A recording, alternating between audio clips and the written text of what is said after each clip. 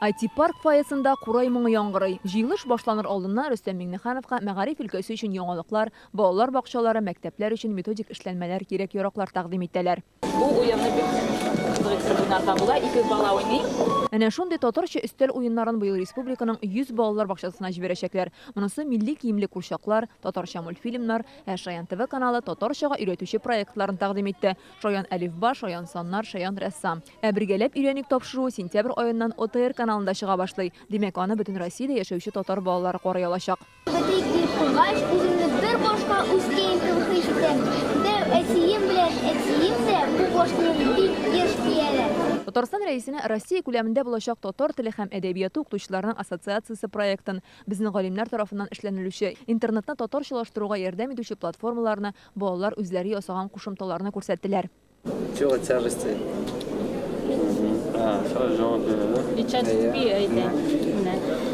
Пленар утырыш залына 2000-гә якын кеше чакырылган. Аларны Рөстәм Миңнеханов сәламләде һәм мәгариф өлкәсенә һәрдаим ярдәм итеп торулары өчен федераль үзәккә рәхмәт белдерде. Россиянең мәгърифәт министры Сергей Кравцов мөрәҗәгать юллаган. Ул яңа уку елында үз көченә керәчәк стандартлар турында сөйли һәм укытучы һөнәренең әһәмиятен ассызыклый. Президент неоднократно подчеркивал. Владимир Путин укытучы һөнәренең әһәмиятен һәрдаим әйтеп килә. Бу халык арасында дан тоткан һөнәр ияләре. Быел без укытучыма рәхмәт акциясын башлап җибәрдек. Ярты миллион кеше үз остазына, укытучысына рәхмәт әйтеп, интернет аша открыткалар юллады. Татарстан мәгарифе проблемаларын министр атады. Лаеш, Петреч районнарындагы бистәләргә мәктәпләр җитми. Быел Күйек авылында килеп чыккан җәнҗал моны ачык күрсәтте. Монда нибары бер мәктәп, укучылар саны 2500-нан артык. Ведется интенсивное строительство жилых комплексов.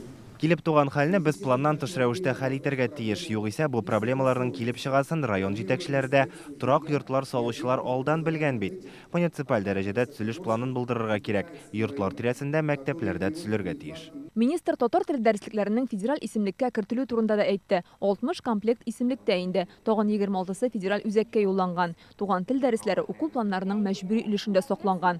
Бүген Татарстан мәгарифе өчен иң зур проблема кадрлар кытлыгы. 2000 укытучы җитми. Ул математика, физика кебек төп фәннәрдән. Рөстәм Миңнеханов үз чыгышында төп игътибарны укытучыларны профессионал әзерләүгә биргә кушты. И, конечно же, статус, авторитет учителя – это очень важен. Вот наши конкурсы по лучший учитель, также надо это обратить внимание на профподготовку для профессиональных наших ресурсных центров. Также нельзя забывать о преподавателях наших вузов.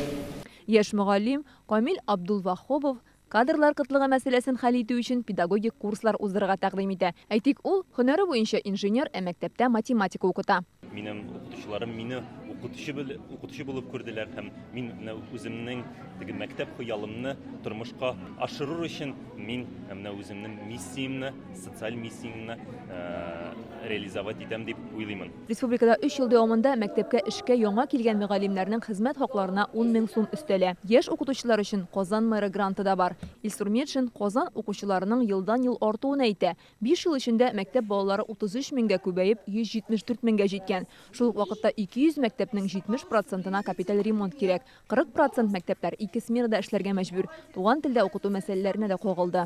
Татар теле укытуда килгәндә проблемалар бар. Без аны яшәрмибез. Ләкин ситуация үзгәрү буенча ишебездән килешкәндә тырышабыз.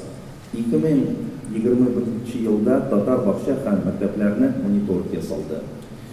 Казанда һәм елны 7 фәннәр татар телендә шәһәр олимпиадаларны уздырыла. Уку сыйфатына килгәндә Татарстан олимпиада җиңүчеләр саны буенча илдә 3нче урында. Шул ук вакытта медальгә баручы укучыларның 10% бердәм дәүләт имтиханнарын түбән балга биргән. Билем сыйфатын арттыру өчен Казан белән Мәскәү хәзер бердәм интернет платформада эшләячәк. Бүгенге киңәшмәдә аны Мәскәү мэры урынбасары тәкъдим итте.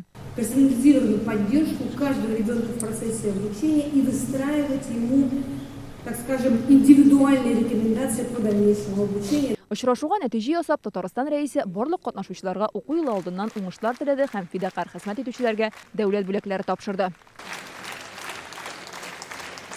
Укытучының абруен арттыру турында күп сөйләшенә, шулай ук укытучыга һәйкәл кую турында да сүзләр йөри иде. Ниһаять бу тормышка ашачак бүгенге киңәшмәдә мәгариф, мәдәният территориясенең планын тәкъдим иттеләр һәм укытучыга һәйкәл менә шушындый булырга тиеш. Якын арада ул Казан яр буенда барлыкка килер дигән ышаныч бар. Фәризә Мәҗитова, Адель Миндубаев, Яңа Гасыр каналы.